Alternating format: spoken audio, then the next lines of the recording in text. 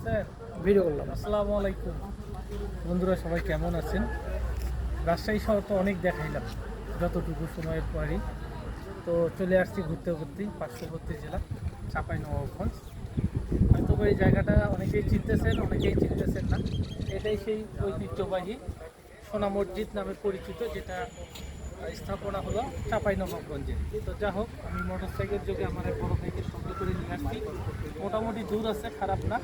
তো আপনাদের হাতে যাদের সুযোগ থাকে বা সময় থাকে অবশ্যই আসবেন।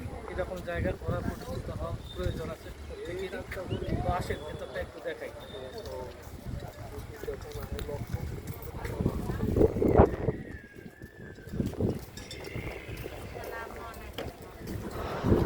সোনা মসজিদে, সোনা মসজিদে আপনি কোথায়?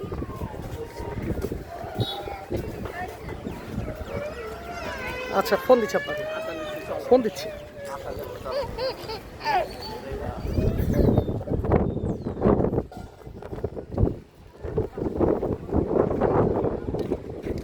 আর বেশি কিছু বলবো না, শুধু এতটুকুই বলবো।